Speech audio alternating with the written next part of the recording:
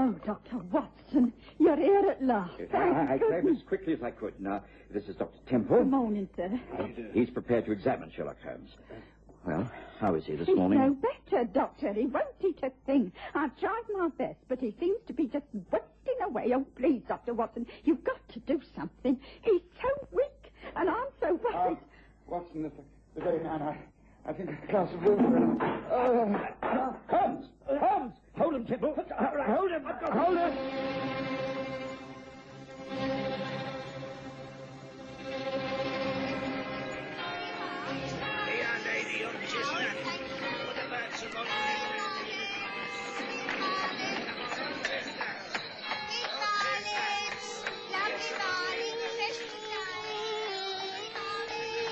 We present the stories of Sherlock Holmes.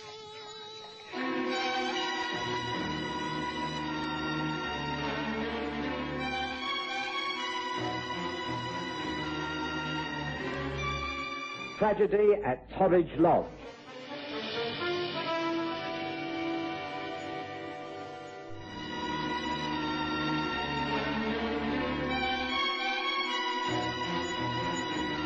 Sherlock Holmes had been overworking.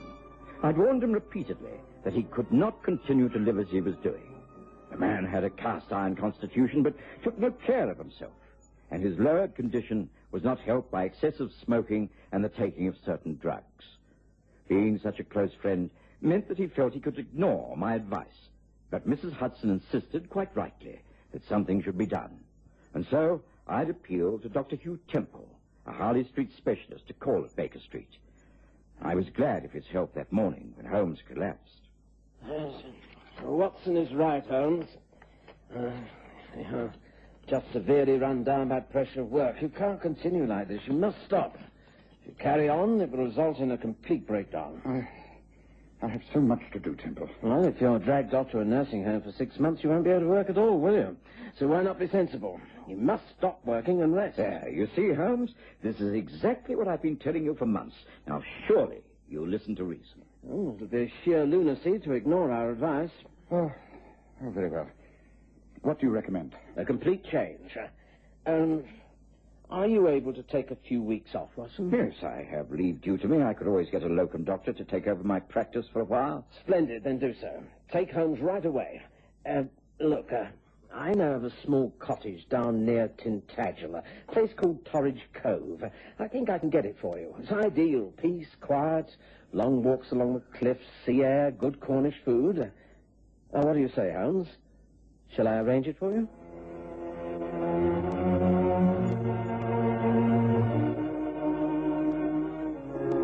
Holmes had to agree. And so, a few days later, we made the journey west to a small, whitewashed cottage on the cliffs at Torridge Cove. It was perfect. The rolling moorlands filled with history, sites of old villages, ancient tongues, and deep superstitions. Holmes relaxed immediately, and within a short while, his health began to improve. We met many of the local people, including the vicar of St. Agnes's, one Humphrey Hogg. The Reverend was a large, affable man, intensely interested in his parish and steeped in Cornish folklore. He was very friendly with the squire and the landed gentry, including Alan Witheridge and his brother Martin, who lived at Torridge Lodge. It was the vicar and Alan Witheridge who called upon us early one fine spring morning. Oh, I'm sorry if I'm calling at a very early hour. The fact is that something most tragic has happened at Torridge Lodge. I can only regard it as an act of providence that you have been sent down here at this particular time, Mr. Holmes. I cannot think of another man in all England better served to help us. With respect, Vicar, Mr. Holmes has been ordered to rest. He's been told not to work in any way. Now, Watson, I've been very patient up until now. But I must be able to make my own decisions. Now, pray, let us hear what these gentlemen have to say. Do please proceed. Oh, thank you. I think you can explain more clearly than I can, Reverend. I'm altogether too upset for speech. Very well. My friend here is in some sort of shock and small wonder. You see, he spent last evening in the company of his brother Martin and his wife June up at Torridge Lodge. They played cribbage, and Alan departed about 10:30. This morning he received an urgent message to go up to the lodge. There he found his brother and wife exactly as he had left them the night before. But both were dead. Seated by the fire, a tea tray, cups, etc. laid out before them, and both with a look of sheer terror on their faces. They appear to have died of fright. Died of fright? Is that the official medical verdict? Alas, no. We shall have to wait for the post-mortem results, but that is how it appears. It's devilish. It's not of this world. We must examine all natural theories before embracing the supernatural. Can you give me some more background? I take it that you do not stay at Torridge Lodge. No, I have my own cottage on the other side of the village. Martin was my elder brother. He inherited the estates and married June some 5 years ago. We were all on the most friendly terms. I was out walking early this morning when I met the local doctor in his carriage. He said he'd been called up to the lodge by old Mrs. Ives, the housekeeper. She'd sent a message for help and he was on his way. So naturally, I joined him. When we got there, we went straight to that dreadful front room. The doctor said they had been dead for at least 8 hours. There were no signs of violence. Everything was orderly. There was a tray with cups and milk. They always made themselves a hot drink at night. The kettle still stood in the hearth, above the ashes in the grate. Nothing had been disturbed, but both their faces were contorted as though in sheer terror. Eyes open, staring, mouths slack and lips twisted. Oh, it was horrible. Even the doctor staggered back in a near faint. Was there an aroma, a smell of any kind? Strange you should ask that. I think there was a faint smell of something like eucalyptus. I'm not sure. My mind was so taken up by the sight of my brother and sister-in-law. It was horrible, Mr. Holmes. The most horrible thing I have ever experienced. I've seldom heard anything so intriguing. I should like to go over to Torridge Lodge straight away. Are you coming, Watson?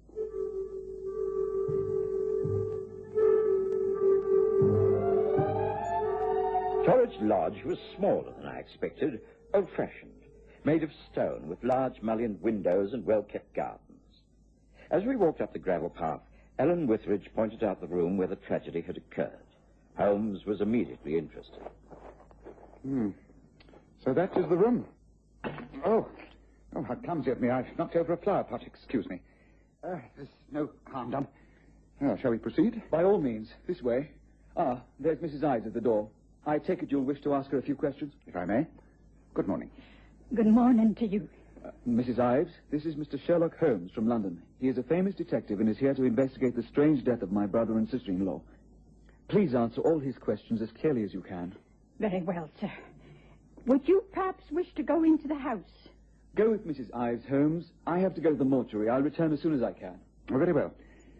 Did you hear anything during the night, Mrs. Ives? No, not a thing, sir. I sleep at the back, and I'm a very heavy sleeper. I can't be accounting for it at all, and that's a fact. There's never been any trouble in this house. Everyone very friendly like here, sir. When I came in here this morning, I got such a shock, I fainted right away.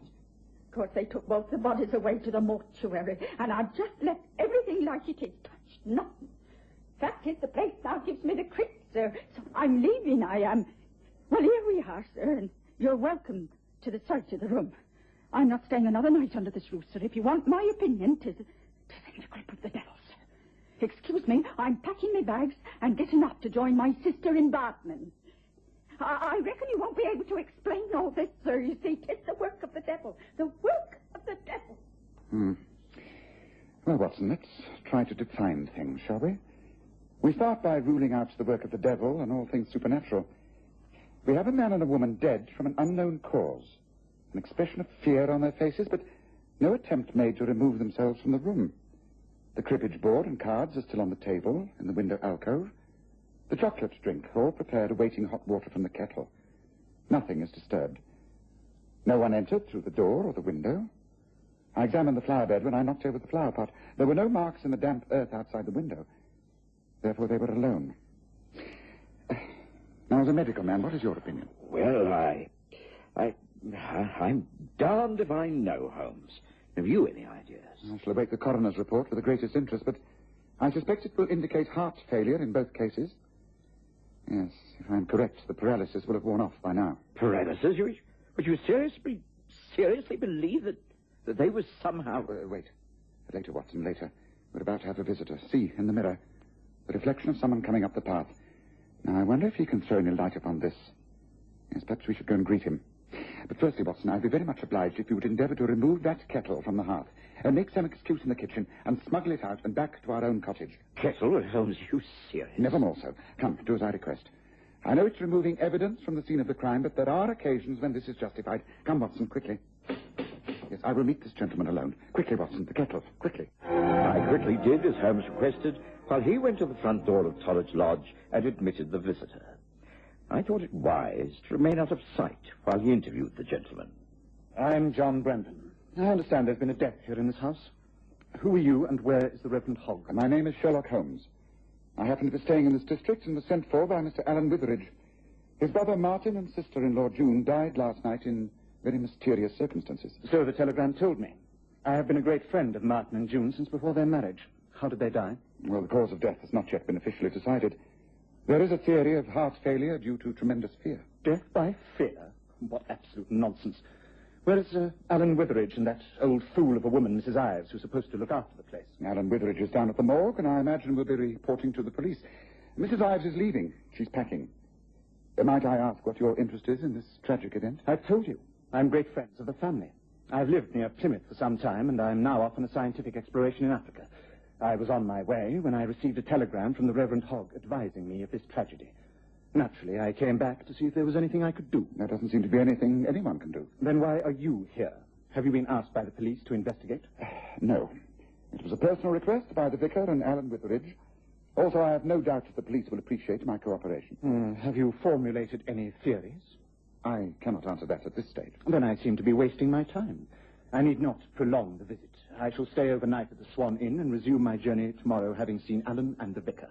Good day to you, Mr. Holmes. Good day, Mr. Brandon. I say, Holmes, I couldn't help overhearing. What a singularly unpleasant young man. What did he want? It is exactly the question I'm asking myself. It's obvious that he was most put out at finding me here. His name is John Brandon, and he's a scientist of some sort. I feel I shall have to do some investigating into his activities. He could be far more important than appears. Ah, Watson, I see you've made a parcel of sorts for that kettle. Good. Well, I doubt if we can do much good here. I suggest a walk along the cliffs to our own cottage. I'm sure the police will get in touch with us sooner or later. This really is becoming quite a fascinating case. Yes, I'm beginning to wonder what's going to happen next. Well, shall we go then, Holmes? To our surprise, very little happened during the rest of that day. Holmes spent quite some time inspecting the kettle I'd taken from the lodge, and in the morning he read the doctor's post-mortem report, which was much as he had anticipated. Yes, well, it doesn't tell us a great deal, Watson. In fact, it rather supports the idea that Witheridge and his wife were both frightened to death. It simply says that there was a cardiac arrest with no visible secondary effects. Well, Holmes, that's all very well, but it can't stop there. There must be more in it than ordinary heart failure. Hang it all, two people can't die of natural causes at exactly the same time. Now, what caused the attack? Well, that's something that must now be decided at the coroner's inquest. I have a theory, but it's not substantiated by any data. This man, John Brandon, might well be the answer to many questions. I've sent a few telegrams off to London. Expect replies very shortly. Who did Brendan say he was? I heard him say he was a friend of the family, but not much else. He's a scientist, an explorer, and an adventurer. On the face of it, he doesn't seem to have much in common with a quiet, domestic Cornish family, now does he? Indeed, no. The only part of Cornwall is the last place I'd expect such a man to settle down. Seems he has a house near Plymouth, which he uses as an experimental laboratory. He finds it easier to conduct his researches while living in the country. Researchers? Well, what sort of research? Well, now I think we may be getting near to the crux of the matter. Oh, and speaking of experiments, I think the time has come for me to try one. Would you be prepared to help? Oh, yes, of course. If it will help clear up this mysterious affair, then I shall only be too pleased. I think I must warn you that this could be dangerous, but it's vital that I find out certain facts. We've faced plenty of danger together before this, Holmes. Now, please carry on. Explain what I have to do. You don't have to do anything, except close all the windows and settle yourself down in that armchair. There's a fire glowing in the grate, as you will observe, and I've filled the kettle with water. I shall now place it on the fire, and as though we were about to have a cup of tea. Oh, it's not a bad idea. I could do with a cup myself. Shall I fetch the tea thing? Not yet, Watson, not yet. Well, windows are all closed. What now? Now we wait for the water to boil, Watson. And while it does, let me remind you of a few facts. One is that Martin Witheridge and his wife, June, always took a hot drink in the evening before retiring. You will recall that it was many hours after their death, some 8 hours before anyone entered that room at Torridge Lodge. When Mrs. Ives entered, she felt faint. The doctor was quite overcome, And Alan Witheridge said he detected a faint smell of eucalyptus. Well, surely this points to a poisonous atmosphere. 3 things must be remembered. The hot drink, the smell of eucalyptus and the stuffy atmosphere, and the twisted look of terror on the faces of the victims. You follow me so far? Yes. You mean that in some way the boiling of the water... I say, Holmes, do I begin to... No, is it my imagination, or... Can I faintly smell something like eucalyptus? I think you may well, Watson. The water's beginning to boil in the kettle. It's at this stage that I think Mrs. Witheridge got up to remove the kettle from the fire. Then she just had time to place it in the hearth before collapsing in her chair. But oh, gracious, Holmes, I've taken a few breaths, and yet get out, Watson. Get out. My brain, it's whirling. It's before my eyes. Don't waste breath. The door. Get to the door. No, I can't see much. Tongue's full. Oh, help me, Watson. I can't move. I've got to. Holmes, come on. Help you. I've got to get you out. Got to get out.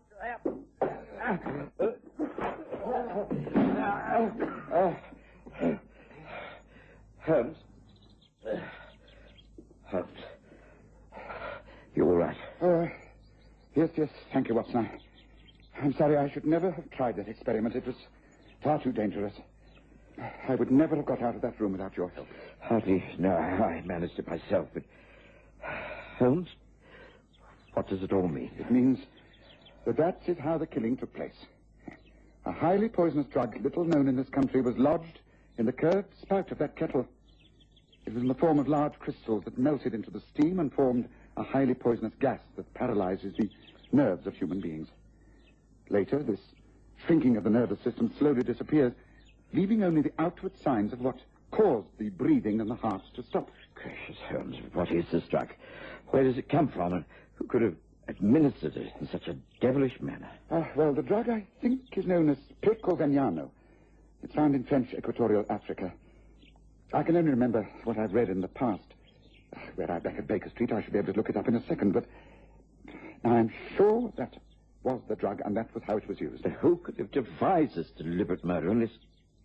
Oh, yes, of course. John Brendan is the scientific explorer, the man who carries out experiments in a remote country house, the man who's due to leave for Africa again at any day. Quite correct, Watson. And the man I sent a message to earlier and who was about to call upon us. Notice, if you will, the donkey carts turning off the sea road and making its way up our path. By Jove, you're right. But how are you going to get him to admit all this, Holmes? How can you trick him into confessing that he's a cold-blooded murderer? I shall present him with the facts as I see them. Remember that I am not officially in charge of this case, Watson. If there's any charge of murder, then it must come, of course, from the police. Well, I hope he doesn't turn nasty. We've had 1 year escape from death already. Yes, I think I hear the platform stick.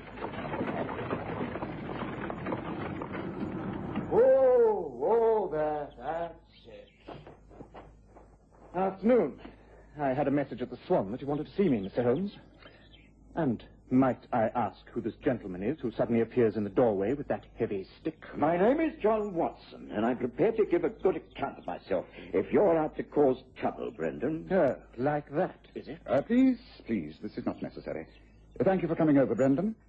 I'm sorry I can't ask you inside, but I've been conducting a certain chemical experiment which has left the room in a state where I cannot receive visitors. You are aware of the effects of Pecovignano when it is dissolved in steam, of course. What do you mean? Oh, come. You are a scientist and an explorer. In a district as remote as this, there must be some person familiar with this poison. Look here, Holmes. Are you accusing me of using an obscure African poison to kill Martin and June Witheridge? Because if you are, then you have got the wrong man. However, since we last met, I've been doing a great deal of investigating on my own behalf.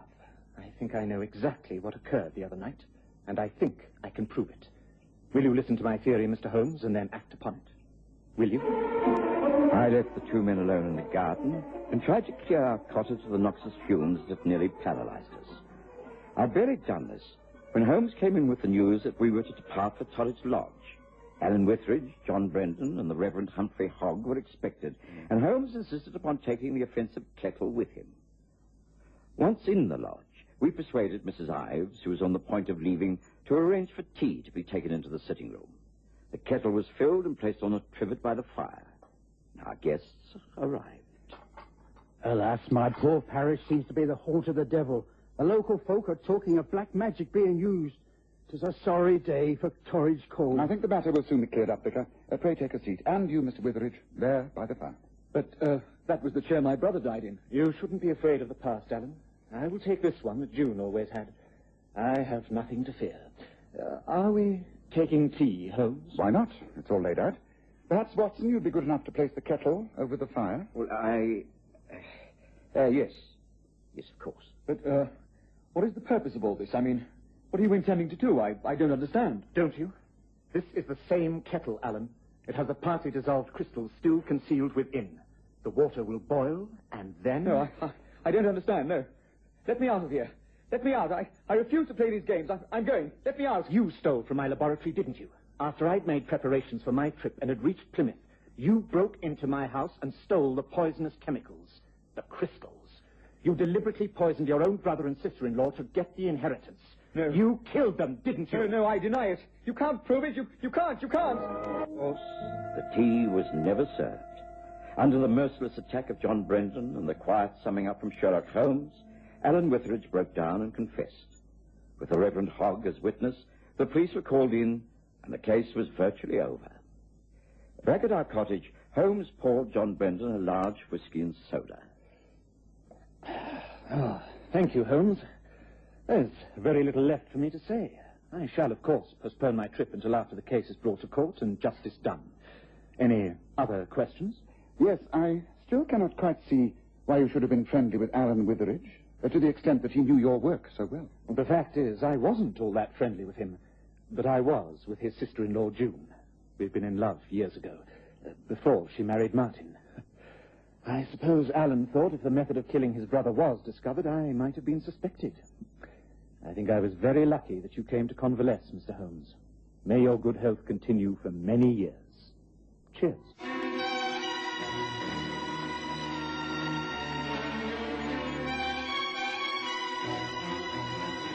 Listen again next Sunday to The Stories of Sherlock Holmes, with Graham Armitage's Holmes and Kerry Jordan as Dr. Watson.